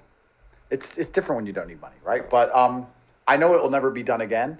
And there's a lot of people who think they can copy it, but also there's another missing magic ingredient, and that's I'm interesting. Yeah. And I'm funny. Handsome. You post 40,000 times a day on TikTok, but you're uninteresting. It doesn't matter. Nobody cares, right? And I'm also very polarizing. And we chose my most polarizing clips. which went super viral. However, there's no light without dark. That's why I got attacked for being a misogynist. That's why I first got canceled. That's why I ended up in jail, because I put out the most polarizing stuff, where I was saying the most crazy things. And then there's also another downside to it, because I'd have a clip, which is a minute long, and let's say all the people who are sharing clips of me are rewarded for going as viral as possible. That means that they're rewarded in virality. They're not rewarded in, or they're not that interested in my reputation. So if they can take it out of context and make me look bad, but they earn, even if they're on my side, then the MSM picked that clip up. Yeah. So in a way, a lot of the clips of me taken out of context and misunderstood by the media began by people being paid by me. Yeah. So yeah, there's no light without You paid dark. for your own destruction anyway. Well, It's yeah, interesting. but then if everything that went out wasn't controversial, perhaps I wouldn't be where I am. Like, there's no light without dark. I don't believe the yin and the yang. It's white and black. They're linked. You can't have one without the other. You know, so it is what it is. If someone wanted to blow up today to the same extent that you did, assuming that they'll never get as big as you, obviously, what strategy would you use today to blow up? Well, you need an equal and opposite force to compete against Newton's third law. There has to be an equal and opposite force in all things. So if you don't want to sell your soul to the matrix, then you need to be competing against something. You need to have an enemy. You can't be a hero without a villain. So I speak a lot of truth against systems, and that's one of the reasons why people listen to me and watch me. However, that puts me in a lot of personal danger. So it has to be, are you prepared to be in a lot of personal trouble for your channel? If not, you need to find some kind of enemy. You need to find something to oppose against. And not in a bitchy reaction video clickbait gay way, but in a genuine way that you're going to have a whole contingent of people who believe in you and understand you're doing the right thing, and another contingent of people who strongly disagree with you and try and disavow you, because those two opposite forces coming together is what creates the splash. You need the two opposite sides. It's funny you say this, because this is actually one of the main methods I teach people to go viral, and it is extremely effective. So if you're someone who has a business and you want to launch your personal brand, just DM me the word viral on Instagram. Maybe we can set up a call and I'll help you out. Yeah. How do you remain countercultural as someone who shapes culture? Well, I'm very lucky that the Matrix is trying very hard to shape it in the opposite direction. I'm very glad they exist. I mean, they keep giving me things to talk about. They give me the Paris Olympics. They give me more gay bullshit. They give me plenty to go. They punish me for it. But you need an equal and opposite force to compete against. And then you get to be a hero against a villain, right? But there's a personal risk involved in that. So you also have to be brave enough to take the personal risk. You have to put your money where your mouth is to some degree. And I also think the internet's changed regarding, you have to have a lot more skin in the game now. You remember like 10 years ago where you could rent a Lambo and just stand next to a rented Lambo and pretend you're rich. And people gave a shit. Wow, a Lambo. Like, that's all gone. Nobody cares. Everyone's overexposed to wealth. Everyone's seen fast cars. Everyone's seen boats. Everyone's seen Mykonos. Nobody gives a shit. Now I think you need to have skin in the game. Like, the thing that makes my brother and I so powerful is that we lead from the front and people see it. The Matrix arrests us to damage us, not knowing they help us. Because we show we mean what we say, and we lead from the front, and we show that we're brave and that we'll die first. We have skin in the game. Our lives are on the line. That's interesting. You know, so but not everyone's prepared to take that risk. But if you were to say what the fastest way to blow up is, I'd say find an issue that you believe is wrong, that has a lot of support behind it, and go to war with it. That's what I believe. And start to try and convince people slowly just how dangerous that ideology is, because you need an equal and opposite force. Becoming too big. You've said in the past you don't want to be too big. Maybe you rejected certain podcast or interview offers. What steps did you take to mitigate that? Can you go into specifics? Yeah, so I thought that you were going to go on Joe Rogan the moment you got out of jail. yeah, I deliberately I think I could have done Rogan before, and Rogan got in a lot of trouble when he told the truth about COVID. And I decided not to do Rogan before I went to jail, not because I didn't want to do Rogan. I can't wait to eventually do it and talk to the guy. It's because I thought it would put me in jail. Before I went to jail, I was trying not to go to jail because I knew I knew this next life. They already canceled me. It didn't work. I knew next was jail. I was saying it on every podcast I did. So I turned down a lot of the big ones because I thought it would save me. Was that the main one you were talking about? Rogan was the biggest one. Yeah. But I was wrong. I mean, it turns out the only way out is through. I'd already got too big. So now my attitude's slightly different. Now my attitude is fuck them, all guns blazing, go out. I've tried to reason with the alligator. It bit me anyway. So now I'm just going to go out in a blaze of glory. However, I do believe that the culture is changing. And I do believe I've been instrumental in that. I really believe, without being arrogant, that I have changed the culture of the Western world. And I believe that there's a whole lot more people now who agree with me and my way of thinking than there was at the beginning of my fame. And that they're going to struggle really to keep trying to pin things on me. Every single time I do Piers Morgan or every single time the MSM writes about me, they have to remove comments because it's just endless people saying you're full of shit, you're lying about Tate. Millions of people. So it's getting harder and harder for them. So now the only way out is through. And you become a poison frog, right? You become a poison pill just like Trump is. Whether they let him win or lose, they suffer. Whether they put me in jail or let me go, they suffer. If I walk, they look ridiculous for ever doing this. If they put me in jail, they look ridiculous for putting me in jail and they know it's a matrix attack. I win either way. I just have to be prepared to accept a little bit of jail, which I'm prepared to do because I lead from the front and I'm not a coward. So if I have to go to jail, I'll go to jail. Let's speak hypothetically for a moment. So let's imagine there's a guy called Carbon Boss or Top Striker, perhaps. Okay. In this scenario, how would you address a case that he had if it was similar to yours? Well, the whole thing about any kind of crime that is sexual is that they use these crimes to damage your reputation because they're heinous, right? If they accuse you of tax evasion, nobody cares. It doesn't damage your reputation. They accuse you of sexual crimes, one, to damage your reputation, two, because they're extremely subjective. Like, what is sexual assault nowadays? Like, sexual assault is looking at a girl wrong nowadays. And if you look at a girl wrong and make her feel uncomfortable, and she makes a claim against you to HR, I was in the room with him, he didn't touch me, but the way he looked at me, that's sexual assault. So it's extremely subjective. And third, it's extremely easy for them to drum these things up because they can lie by omission.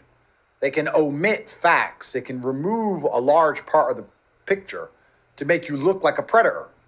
So they can call 1,000 women who you knew, and 999 can say you're a nice guy. And they can find one who says you're not. And then they can remove the 999 from the picture and make you sound like you're a predator who's been predating on females your whole life. They can also omit text messages. Oh, right? yeah, they can and admit. kind of paint them of course, in a certain yeah, way. they could say, they can get the one text message where you said, come here, bitch, and say you're horrible, and remove all the ones where you bought her flowers and paid her rent and all they remove all that. They lie by omission. And what's really interesting about this, especially when they're going through your history, trying to find somebody to use against you, which is effectively what they do. And it's a bribe. They call all these girls and say, look, you can get a book deal. The media will pay you. You can get a lot of money if you turn on this guy, especially if it's a girl you don't talk to anymore. And especially if you're famous and rich and her rent's due. It's tempting for these women. What's even worse is that a large percentage of the population, I don't know, 10%, 15% would advertise themselves and admit to being mentally deficient in some way. They'd say they have ADHD or they take Xanax to sleep or they're on antidepressants or they're sad. Like, what contingent of the population are mentally ill? What contingent of them are depressed? What contingent of them are fucking liars, crazy, weird? Like, if you call 1,000 people, you're talking to 100 weirdos anyway. You only need one. Look at the one they got Trump with, Jean Carroll. She's lost her mind.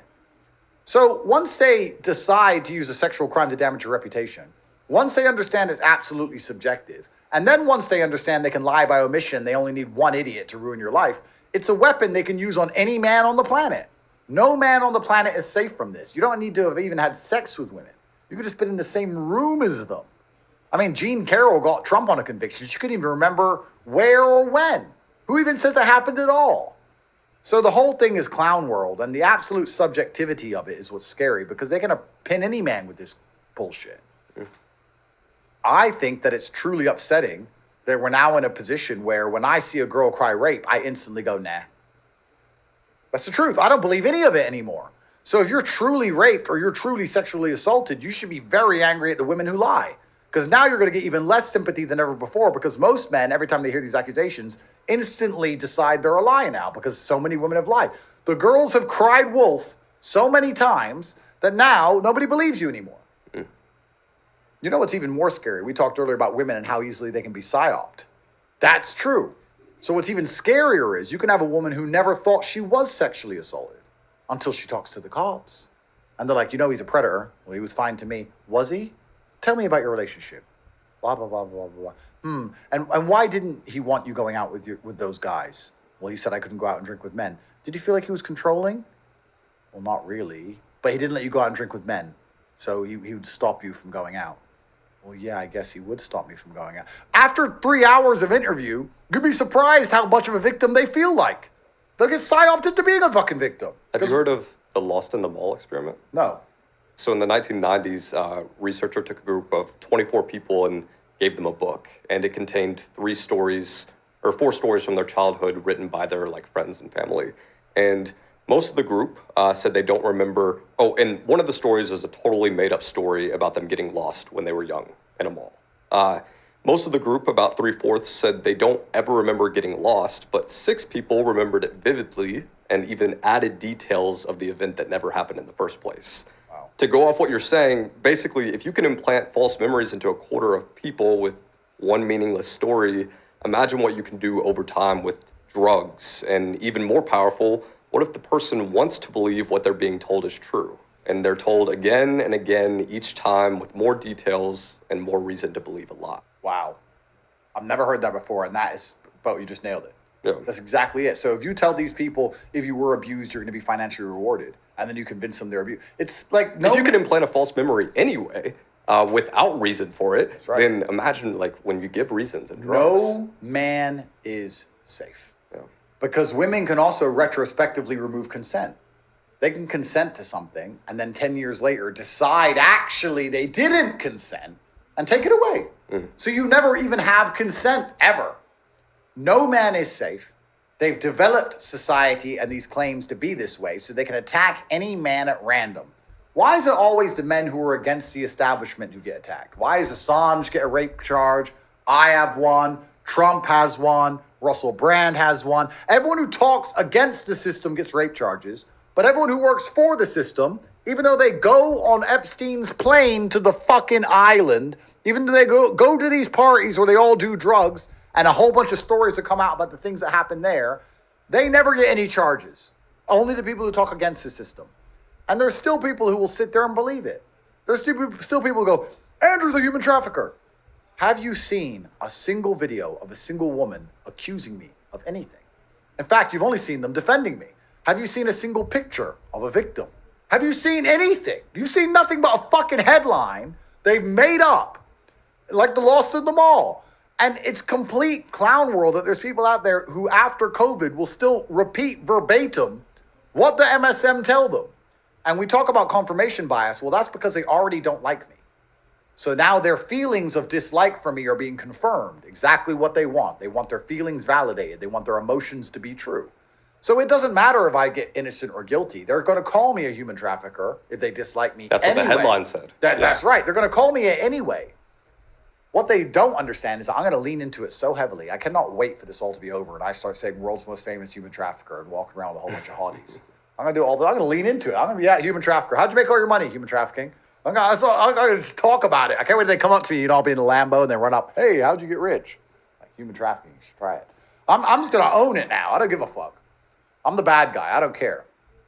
But yeah, it's all clown world. But it's very, very scary to be a world and a man today. And it's very scary to be a successful one. It's truly scary. I had a very rich guy in America once say to me, he said, I agree with you, Andrew. I want to have kids. But you know what? I just don't trust the women. They're going to destroy my net worth.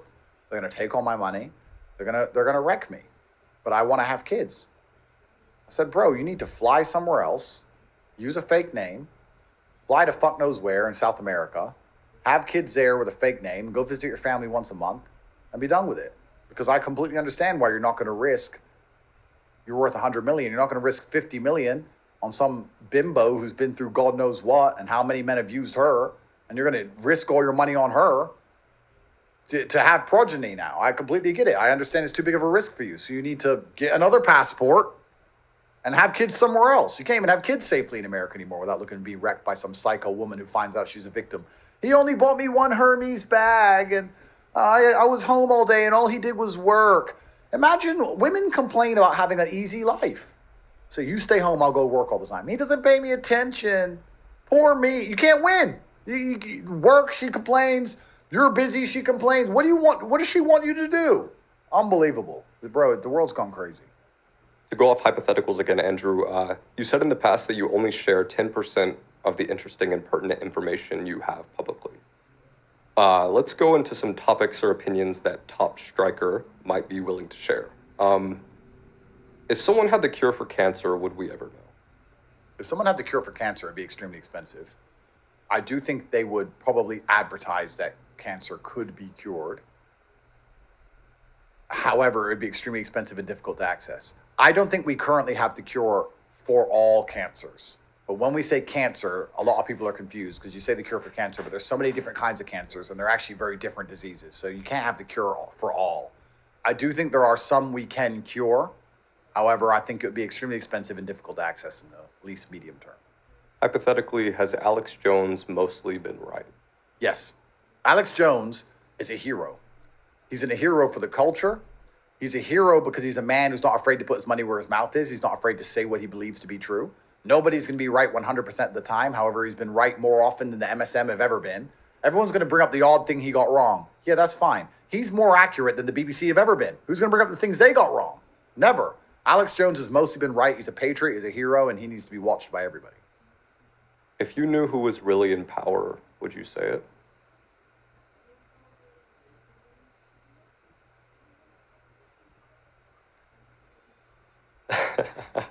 Okay. If you did drugs in the past, would you say it? I'd be honest. I'm always honest about myself. And I've never done any drugs ever. I mean, caffeine, nicotine, they're drugs technically, but they're the only drugs I indulge in. I've never tried any narcotics ever. I want to go back quickly about the who's in power thing. Because, no, forget it. Never mind. Let's do it again when I'm out of my court cases. Yeah. If you were married to only one woman, would you ever say it? Yeah, I think if I was going to get married to one woman, I'd be proud of it. And I don't think there's anything wrong with loving one woman either. I just do believe that the world does change at a certain echelon. Like Trump has 3 baby mamas, Elon has 4. Like you get to a certain level of wealth and fame, and life's just a little bit different. Like one man, one woman, family, beautiful. It's the bedrock of society. I respect it. I understand it. But when you're at a certain echelon of fame and wealth, you have 60 cars. I'm not telling everyone to have 60 cars. I understand that the world can't work when everyone has 60 cars. I get that. I understand that my reality is slightly different than others.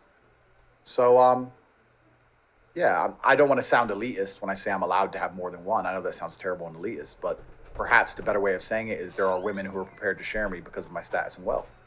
And that's their decision, and they're full-grown adults, and it would be misogynistic for me to think that they're not allowed to make their own decision. So if they decide to share the top G, then they're going to share the top G.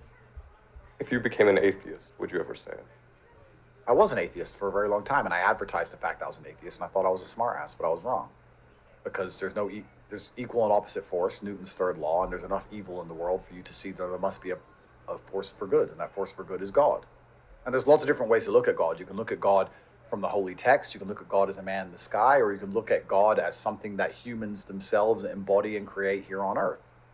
I think I've said this before, but if you did you hear me talk about getting stranded on a desert island? Yeah. God saved you. God saved you, right, exactly. If you get stranded on a desert island and the people there decide not to murder you because their God doesn't believe in murder, then their God, whatever he's called, saved your life. God can be embodied here on earth. Heaven can be created on earth if you have enough people who believe in God and act in a way. And God, even as an idea, if you have enough people doing the right things because of the idea of God, then the idea of God is God because it's making people act a certain way and life is a certain way because of it. So there's a whole bunch of ways you can approach the idea of God. But the fact that evil is real and Satanism is real, the devil is certainly real, there has to be an equal and opposite force, which has to be God. If you ever killed someone, would you say it on the internet? Well, it depends if I'd already done the time. If I hadn't done the time for murder yet, I'd have to be a bit more careful what I said. What topics or groups do you know with experience not to fuck with? That might have to be a pass too. Well, the groups that you'll get in most trouble for fucking with, well, Islam is certainly one of them because they're very serious about their religion. You have to be very careful what you say. The Jews are another because the Jews primarily operate by canceling and debanking and trying to remove your reputation and your platforms. LGBT is another. They're a mafia. Bro, the LGBT is a mafia. When you say anything deemed homophobic, they will come for you. You'll lose your advertisers, your sponsors, everything. They'll come for you very hard. But then you could say that about anyone. I mean, if I were to sit online and if I were to sit here and say enough bad things about certain world leaders, they'd get me too. Like murder happens, accidents happen, people die. If I became a super anti-China advocate, which I never would, but I'm sure sooner or later I'd run into some kind of accident. People think that's crazy to believe, but I'm telling you it's true. That's just how the world works. It depends how much damage you do. Your ability to speak freely is directly correlated to your insignificance. If I was talking bad about China and nobody cared, nothing would happen. If I was talking bad about China and everyone gave a shit, and China was starting to feel the heat, they're only going to feel the heat for so long before they say, who is this guy? Where is he? Send Xiaoling and fucking Liu Kang. And dragon kick him out of here.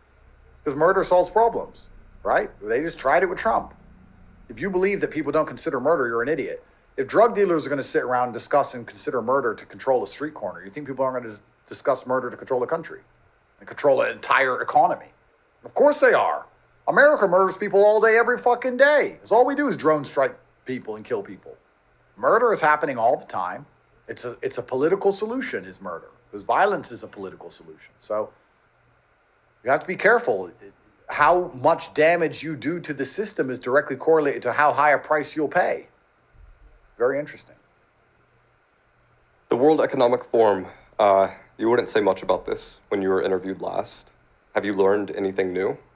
And would you tell us if you had? Well, let's break down what the World Economic Forum means. Let's approach it and pretend we know nothing. We both know nothing. World, global, economic, money. Forum. So it's the world's money, right? So as dummies who know nothing, and we understand this is a forum that's discussing the world's money. What is money always interested in? Or what a company is always interested in? Profit, more money. So are they interested in the sanctity of society? Are they interested in the sanctity of God? Are they interested in the beauty of the family? Or are they interested in just making more money? So then you look at certain ideas like unchecked immigration, mass immigration, which lowers the wages across the population as a whole because people come in to prepared to work harder for less money. That seems like the kind of thing that a company would like. It's bad for the people, but it's good for the company because they can hire cheaper labor. So now you have the World Economic Forum who want to make more money, which perhaps would be behind certain agendas like unchecked immigration or mass immigration because it lowers the prices of things. How does the democratic process work? Well, the democratic process works via money, right? If you have two candidates, the candidate that raises the most money is usually the one who wins because they can advertise and they can go on tour and they can pay for clever social media managers. Also, they can hire very fancy PR firms. I know we talked earlier about PR firms and how they're a mafia. But it's very interesting. If you have two candidates and one hires a PR firm, that PR firm is not only going to say good things about the candidate who hired them, it's going to say bad things about the candidate who didn't, right?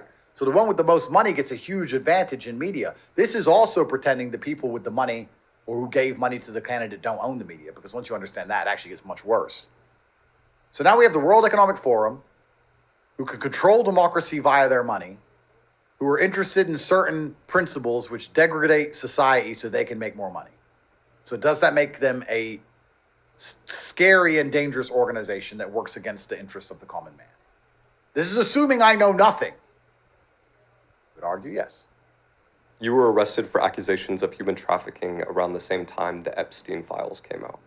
Yeah, interesting, huh? Any comments on that? Yeah, well, it's super interesting. Yeah, the day that all the Epstein files came out, if you Googled human trafficking, it only showed my name.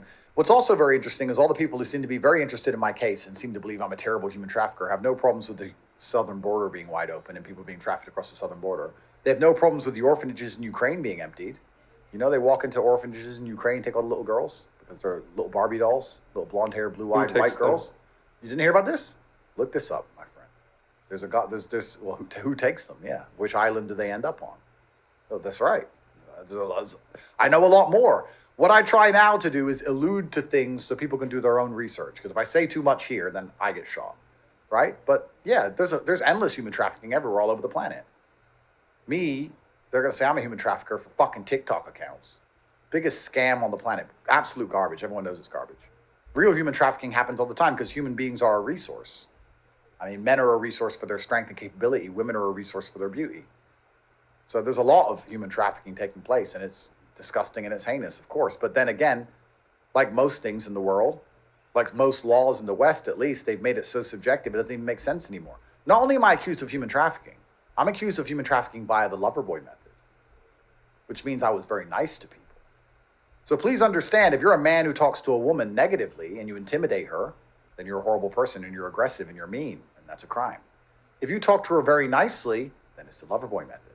But how the fuck do you talk to anyone?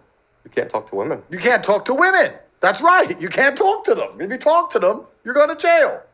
It's all a setup. It's all garbage. And they've designed the law this way on purpose. You know, Middle Eastern countries do this. Being gay is illegal in the Middle East. However, if you go to the Middle East and you spend some time in the Middle East, you see there are gay people in the Middle East. Nobody cares what you do in your own bedroom in your own house. What you're not allowed to do is degrade society and attack the family unit and advertise and push the idea of LGBT. That's what you're not allowed to do. So the law exists and they rarely enforce it unless you do something that pisses them off. It's the same with most laws in the West. They have all these laws that everyone breaks. You're a human trafficker, human trafficker, human trafficker. Every man has said something they can use against him for human trafficking in a court file. But they don't care because it's not really a crime. It's only if you annoy them that they come. It's the same. All laws are subjective. Law isn't real. Courts aren't real. It's all made up. It's bullshit. And depending how much they want to get you, depends on what verdict you get. Look at the Trump case. I mean, I think it's pretty childish for people to believe that if they have one of the most high profile people in the world, the law is the same as if they get a nobody. The law functions very well at low level. He stole bread, CCTV stole bread, punishment for stealing is 1 to 2 years, jail. Great, that's how the law works. When you're very famous, it becomes a show trial, and you start to have rippling effects. Your innocence or your guilt has a rippling effect on the reputation of a country, has a rippling effect on how the law is applied in the future, has a rippling effect on society and how you're viewed, has a rippling effect on making that person a hero or destroying that person's reputation. Do you think in those high-level trials, they really just leave it all up to a judge? Some guy who went to school, who can affect the entire fabric of culture, let him choose it all. No, there's conversations about what's good and what's bad and how it should all end. So at the highest level, like Trump, let's not even talk about me because I'm in the middle of my case right now. We're in the country I'm in the middle of a case in. Trump, he understood the game well enough to know that they didn't go through all that fucking mess to find him innocent. They didn't leave it up to the judge for the evidence of the law. It's a fucking setup. It's a scam. That's how it goes. If you had concrete evidence of God, demons, or aliens, would you reveal it? Yes, all three. Yes. But I think the least impactful would be aliens. I think people's minds now are so fried from TikTok brain that if there was aliens who landed on the planet, no one would care 24 hours later. Literally. Like, think of all the crazy things that have happened this year. They tried to assassinate Trump. There was that. I considered not asking you about that because I assume people would forget about it. Yeah. It's been like 2 weeks. Yes, 2 whole weeks. They nearly killed the president. 2 weeks. Boring. Jews in tunnels. Supposedly there was aliens in Miami. They shot up that mall in Moscow. Like, all this crazy shit's happened. Nobody cares. Nobody cares. It's like one day. Boring, next, boring. We have TikTok brain now. Everyone's got permanent ADHD. It's just next. We're waiting for the next crazy thing to happen. Yeah. It's kind of scary because it allows them to get away with the law because we can't stay emotionally interested long enough to change anything. It's even the same. You can look at it this way, but I remember when I was young, when I was your age, there'd be one song for the summer, one song for the year, and you'd wait for it to come on the radio because you couldn't access it anytime you wanted. Now, like, new song a day, everyone's bored of everything in 2 minutes, and the world's speeding up, which is why, tying back to why traditional education is such a waste of time and why we have to update our school every single day. Because learning something 10 years old 10 years ago was not nearly as bad as learning something 10 years old today. Yeah. Is it Murphy's Law, where computer power doubles? The world's speeding up, and everything's happening faster than ever before. And society is going to degrade faster than ever before. It's exponential. So it's like society started to degrade, it started to degrade, it started to degrade. It's just going to go, it's going to go off a cliff once Girl Boss wins. Please no. Yeah. But please no. But everything's going to be going quicker and quicker. And the rise and fall of empires used to be, 3,000 years, and then it was 500 years, and then it was 250 years, and soon the rise and fall of empires is going to be a decade. You're going to have 10 years of prosperity before it's fucked. You're going to have to move again. I think within my lifetime, it's going to get to the point where each country is only good for 10 to 15 years before you have to find somewhere else to hide. It's going to get crazy. Not that people will care for too long, but do you believe aliens exist? I believe that. Well, you have the religious convictions, you have your religious beliefs, and then you have your logical beliefs. But logically, I think it would be extremely hubristic to believe that we're the only life in this universe. I mean, it's a pretty big place. If what we understand about space to be true, then as large as it is, there has to be life again somewhere else. Whether we'll ever encounter them or speak to them or whether we'll ever know for sure, I can't say. Whether they're here now, I've heard theories on that, I don't know. But I'd like to think as big as the universe is, it would be extremely arrogant to believe we're the only life that's ever sprung up, intelligent life that can be. Which country would you trust to meet aliens? So they'd all try, and instantly every country would be trying to use it for military purposes and to increase their standing on Earth. So like if the Russians met the aliens, they want the alien technology so that they get to rule the world. It would all be power dynamics.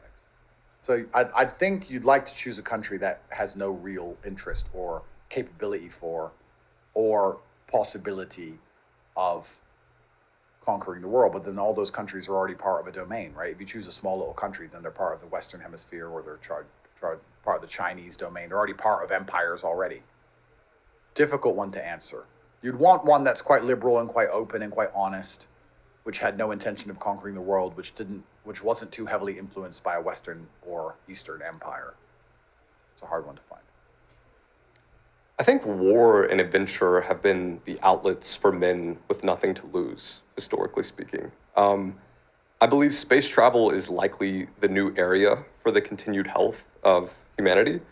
How does this relate to male optimism? Do you think space gives men the opportunity to do better?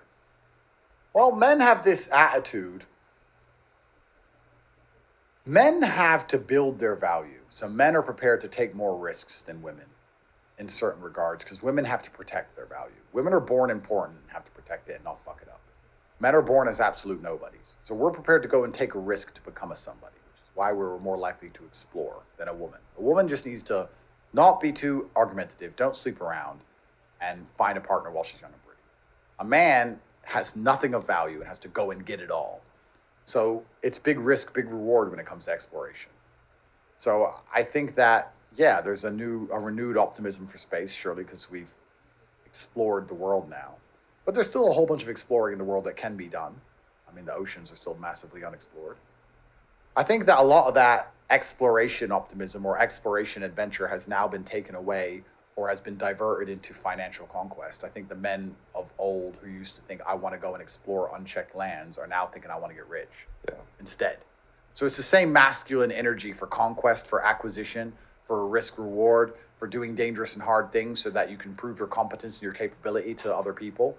But now it's about getting rich as opposed to seeing new places. I think it's the same attitude.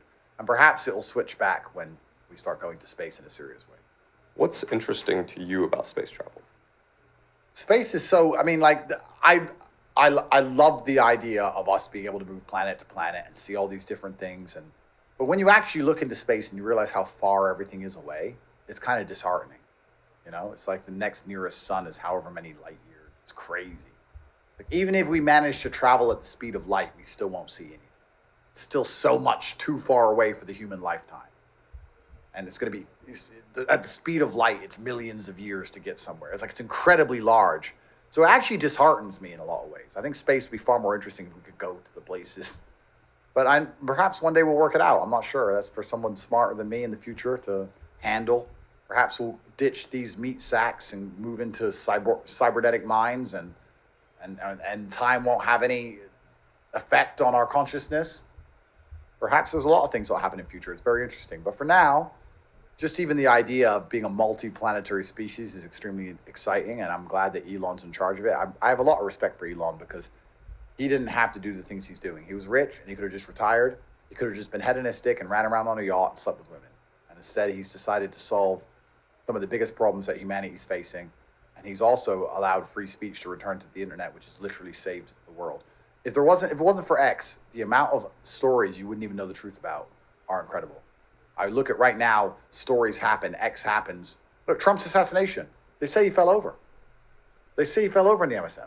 It's really crazy how they try and spin everything, and you wouldn't know the truth of anything if it wasn't for X. So Elon's genuinely not only turning humanity into a multiplanetary species, he's actually saving the world. He's a fantastic guy. He'll go down in history. I really believe that free speech is that important. Do you see yourself traveling to space in the next 5 to 10 years? You know, you said in the past you would never do something like skydiving. You know, this is where the black in me comes out. Yeah. Because being brown is extreme enough. My life is extreme. Cops want me in jail. Baby mamas are stressing me. I don't need to be going in the ocean with sharks. I don't need to be going to space. You white people love these things. I'm getting racist. You're all windsurfing and jumping out of planes. And all my white friends who are rich, they're like, hey, I'm going shark diving in the Great Barrier Reef. Why the fuck would you want to go down in the ocean and see? There's sharks. You're finding the shark. You're going with the sharks on purpose? I don't get it. There's too much melanin in me for any of them activities. I don't want to go to space. Don't do any of that. I'll stay here. It's fine. My life's extreme. When this finishes and I have to go down the stairs and walk out to my car, I'm nervous enough. They might try and kill me right then and right there. My head's already on a swivel. My heart's already beating. I've already got enough adrenaline. I don't need sharks. I don't need space. Don't need to jump out of any planes. Very fine on the ground with the door locked. In the Tales of Wudon, you conjure a story where Master Po, who represents your father, encounters a wild tiger. But instead of fighting, they come to a mutual agreement and decide that the real enemy is the cold. What two groups do you believe are fighting where the real enemy is in fact something unseen? And you can give the obvious one, but I'm sure there. Yeah, there's the Christian Muslim against the others. That's an obvious one. But let me give a more YouTube-friendly answer. But the real enemy is the cold, correct. So a lot of people, even with my brother and I, because he's Christian, I'm Islamic, right? So they'll sit and say, how can you disagree so heavily on how you believe in and follow God and still be brothers? The real enemy is godlessness, which is the cold. So you can have a tiger and Master Po unite against the cold. So the point I'm trying to make is before we argue about which God is the real God, and before we argue about how you should pray to God, and before we argue about which holy book, what we need to do is get rid of all the godlessness in society. People need to believe in something higher than themselves, believe that they're being watched, believe they have a duty and an obligation to perform. We need to fix all of that first before we worry about the details on which God is which. So I think that the biggest problem in the world we have today is the atheists and those who are godless, because they still have their religions. They don't realize their religion is just government. They just believe in everything the government and the TV says. Their religion's LGBT and COVID and feminism and abortion.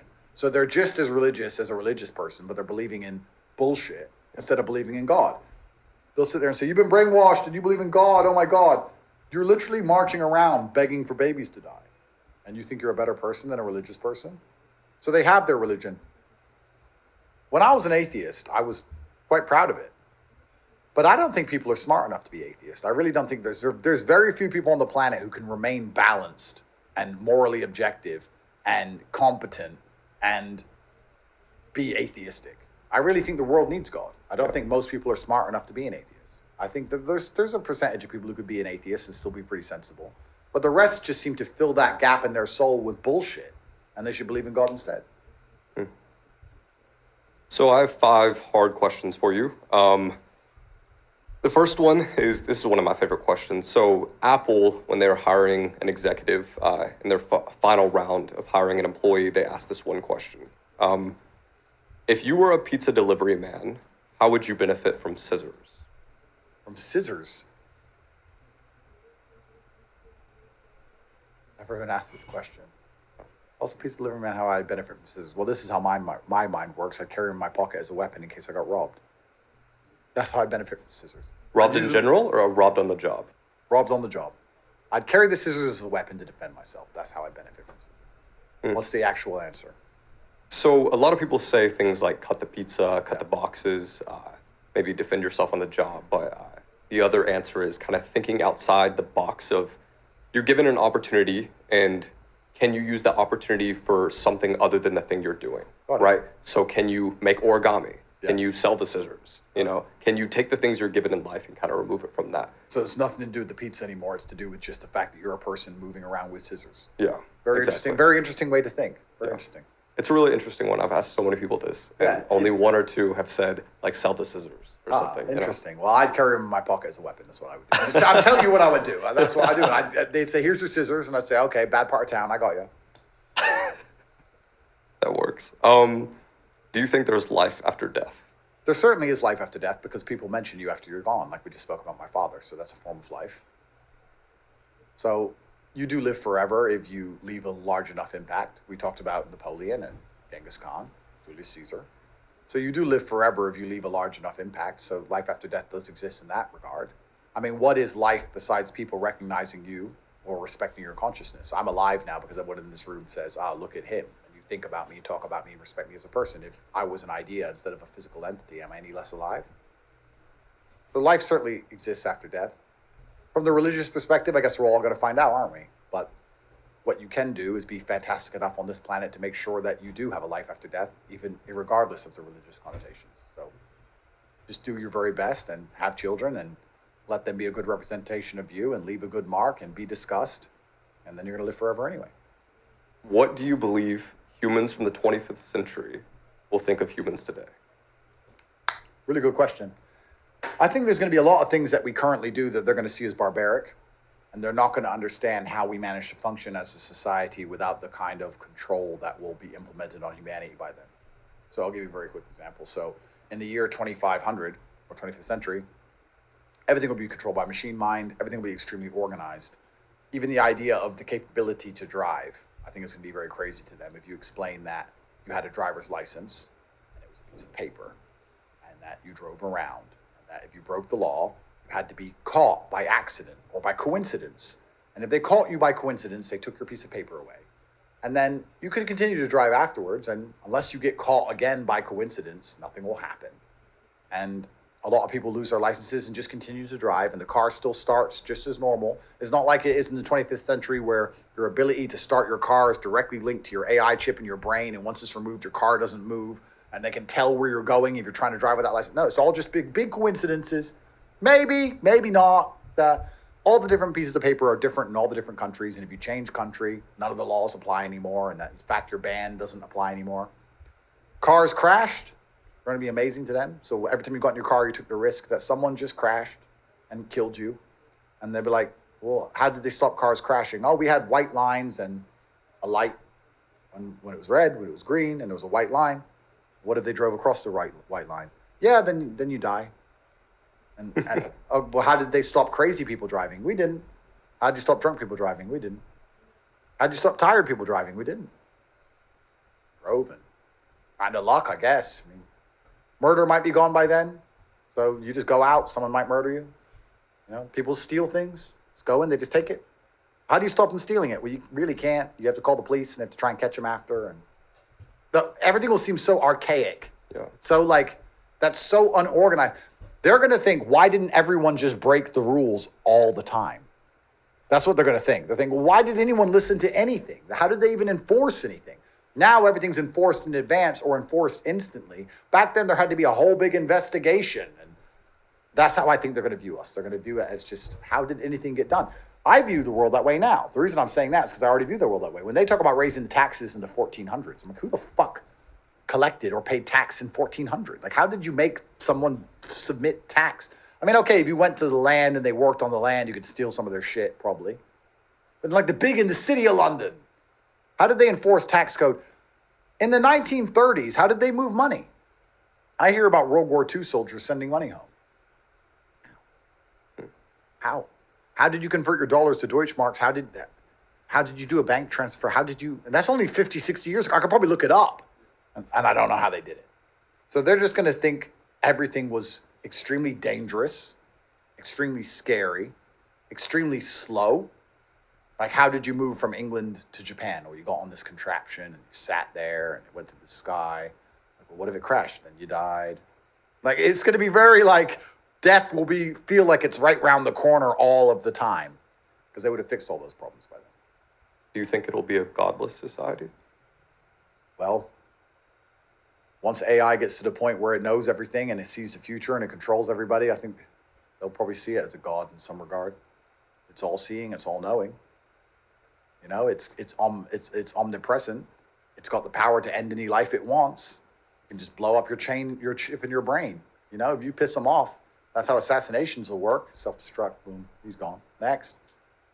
So they're going to have something pretty close to God there on earth, and they're going to behave pretty well. They're certainly going to do their prayers, and they're going to do what they're supposed to do. Otherwise, they're not going to exist for very long. What's the best piece of advice you've ever received? Best piece of advice, I've had a lot of advice, but one of the pieces of advice I like is never scare a coward. If you scare a coward, the way they lash out is never honorable. Look at Keir Starmer right now. He's a coward and he's a bitch, and he's scared that the far right. He's scared that the nationalists are tired of his bullshit. So the way he's lashed out and destroyed everybody's freedoms in real time is because of his cowardice, his innate cowardice inside of him. If you scare a coward, if you scare a real man, he might stand up and confront you. If you scare a coward, he'll stab you in the back when you're not looking. So you should be very careful how you deal with cowards. They're the most treacherous.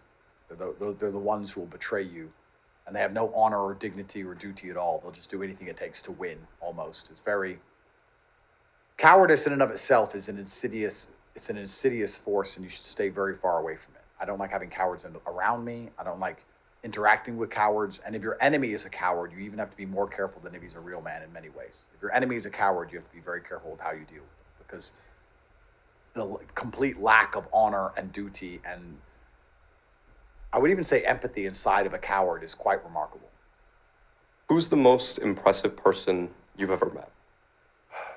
Well, there's a lot of people who I find impressive, but some of the most impressive people I ever met were my dad's chess friends, just because of how high on the spectrum they were, but they still managed to function. But the things they remembered, the things they did were super impressive.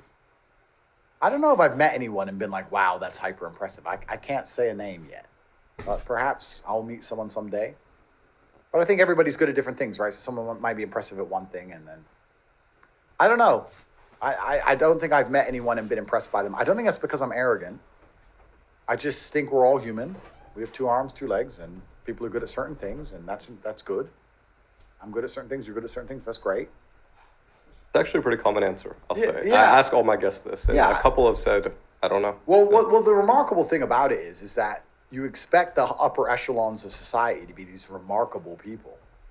You expect the famous or the rich or whoever to be remarkable people, but they're just people.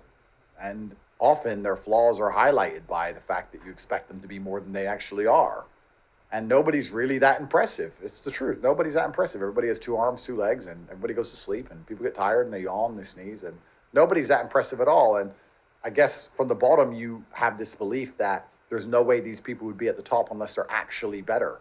But the truth is they're often not better. They're just lucky, or they had networking, or perhaps they worked harder, they're better at working. But there's no one watching this who's at the bottom echelons of society who does not have the genetic makeup to reach the top. You're just as good as most of the people at the top. In fact, all these WF Davos billionaire pieces of shit are actually fat fucking dorks. And they're not even strong. They're weak. The average dude on the street beats shit out of any of them. They're not genetic specimens. They're not amazing people. They're just well-networked, wealthy, old, fat dudes. There's a reason they love the island. There's a reason they love the island, because women don't even want them. Even with all their money, they can't get girls. So they have to go to the island. So like these people in charge of things are not impressive in any way. They're actually quite opposite most of the time, because a lot of the things that make you impressive, especially as a man, is the hardships. It's the fact you've been through difficult things and you have insight because of difficulty, and you've trained hard, or you've been through so many difficult things. A lot of these people at the top, their lives are so easy. They're just soft as shit. And they're really not that impressive to talk to or be around. This is a few questions. So if you were on death row, what would your last meal be? Would I eat a last meal? Probably. May as well. I don't know. I think the food I like now is based on the fact that it's healthy. Like I like steak because I know it's good for me. But if you're on death row, I guess it doesn't matter. So you may as well just eat a whole bunch of junk.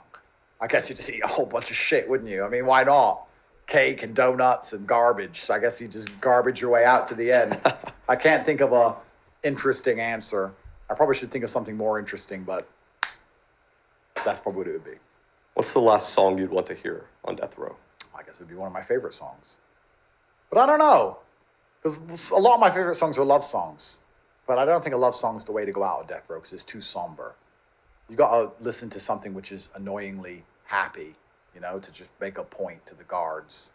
So, what's that song by Wake Up, It's a Beautiful Morning? You know that song? Dun, dun, dun, dun, dun, dun, dun. Or something crazy. You got to listen to something that, and you just got to put a big smile on your face and listen to a really happy song and just get marched out to get executed. Just to like go out with a bang. At least, we talked about living forever. At least make the guards stand around afterwards and go, fuck's crazy. That guy. At least be their coolest story, you know? No point putting on something boring. You may as well put on something that makes them think. At least they'll tell everyone about you. You can live into eternity forever as the guy who put on the crazy song and ate all the chocolate cake and smiling on his way out. Gonna die anyway. You might as well laugh about it. Who's the last person you'd speak to on death row? That'd be Tristan. 100%. What would you say to him? It depends on the scenario. I'd either say, don't worry about it, enjoy your life, or enact revenge, plan vengeance. Depends. Depends who. What's the last thing you'd say to your daughter?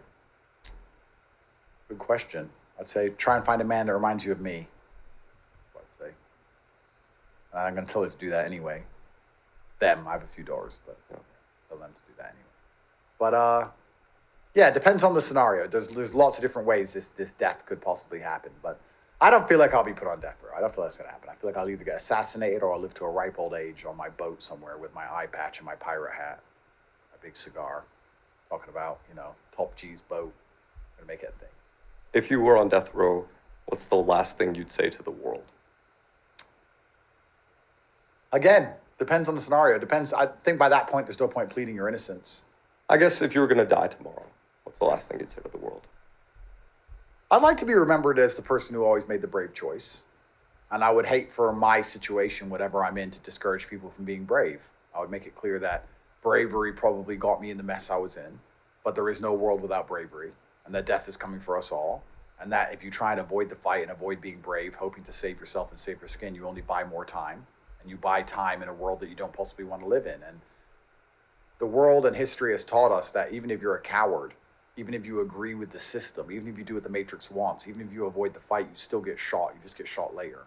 So what's the point in getting shot later as a coward when you can get shot first as a man? And I would just try and make it very clear to the world to never be discouraged from making the brave choice and doing what they believe is right, because the consequences for that are worth paying, even if they're death. They're worth paying because you'll be remembered as a hero. And we're all going to die in the end. Why would you want to die as an insignificant coward when you could die a little bit earlier and be remembered for eternity as a hero who did the right thing? I mean, in the eternity of the human consciousness, what is a few years anyway? Like, what is a few years? You die 10 years earlier as a hero, or you have 10 more years of insignificant coward life sitting around hiding in your room as a worm to be forgotten forever. Well, then, if you're that kind of person, you truly are a coward. You're really such a pussy. I'd rather die as a hero than live as a coward any day of the week anyway. So I just try my best not to discourage anyone from being brave. Well, everyone, this has been your guest, Andrew Tate. This has been the Jack Neel podcast. I'd say where can people find you, but he'll pop up on your algorithm regardless. Yeah, twitter.com, Cobra Tate, and then cobratate.com if you want to see the school or the war room or anything, or I've got a free newsletter on there. You can sign up to that for free. And Daddy Coin. And Daddy Coin, that's right. Get in. Staking coming soon. Thank you, sir. Thank you, bro. Thank you.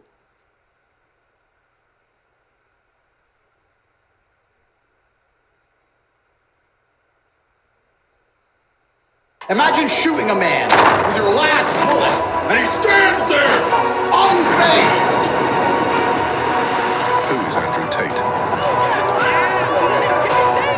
Andrew Tate was born in December 1986 in Washington, D.C., and raised in Chicago by his mother Eileen and father Emery Andrew Tate II, an international chess master who served in the United States Air Force as a sergeant, where he excelled as a linguist. At the age of 11, following his parents' divorce, Andrew moved to a council estate in Luton, England with his mother and younger brother Tristan. Developing an interest in fighting as a teenager, Andrew joined Storm Gym, where he harnessed his unique fighting skills under the guidance of legendary trainer Amir Subasic. I'm ready to kill. I don't do this for fun. This is not sport to me. I don't enjoy it. I hate training. I hate fighting. This is war. With an unorthodox fighting style, he went on to become a 4-time world champion kickboxer. What a crunching shot! And the snake strikes! Rising to popularity online for his lavish lifestyle, controversial opinions, and entertaining personality. His rise to fame did not come without backlash. Controversial social media influencer Andrew Tate. Andrew Tate. Andrew Tate. Andrew Tate. Andrew Tate. The BBC challenged him on whether his views about women broadcast to his millions of online followers harmed young people, as many teachers and police officers claim. Online influencer Andrew Tate's vile misogyny infiltrates our classrooms and society. Becoming the most searched man on Google in 2022, Andrew was swiftly wiped out of social media platforms around the globe. Attack you, your character, and cancel you. Controversial influencer Andrew Tate has been banned from Facebook and Instagram for violating its policies around dangerous individuals. Describe Andrew Tate as an extremist group. Self-proclaimed misogynist Andrew Tate. He is one of the most shocking and controversial figures on social media. Despite the unrelenting attack by big power players and global elites, an advocate for free speech and a newly emerging social platform, Rumble swiftly found a place for Andrew. And when I got canceled, and then I moved to Rumble, and I put together the whole big Rumble thing, and I put together my final message, and I said my unmatched perspicacity, coupled with sheer indefatigability, makes me a fear to come. And I sat down with Patrick Bet-David and I said, they fucked up. I think they made a massive, massive mistake. And if they don't see it themselves yet, they will certainly. Pressure is behind the dam. The only crack that's missing is for someone to be canceled and be more successful than before. That's all that it takes. Not only did I become the most viral person on the planet, I did it while being heavily shadow banned. In 2022, Andrew embraced Islam, marking a significant shift in his beliefs and lifestyle. And I became religious because I realized there's so much evil in the world, God must exist. Equal and opposite force. And I see so much pure evil, the devil must be real, which means God must be real. In December 2022, Andrew and Tristan Tate were arrested in Romania for allegations they both deny. Controversial influencer Andrew Tate has been arrested In Romania, as part of a human trafficking. Rape and forming an organized criminal group. During their incarceration, the media continued its attack to tarnish Tate's name, but after spending 3 months behind bars and with limited grounds to hold them, the notorious Tate brothers were released on house arrest. The court in Romania has agreed to allow the controversial social media influencer Andrew Tate to leave prison and move into house arrest. The British-American former kickboxer has millions of online followers. He's being investigated for a number of crimes, all of which he denies. Freedom at last. I maintain my absolute innocence, and I think most people understand this, and I look forward to being home. Tied down to a slow Romanian judicial system and without support from the UK or US embassies, in December 2023, the brothers were both denied the right to see their mother after she suffered from a heart attack at her home in Luton. Something both brothers attribute to the pestering from news agencies such as the BBC.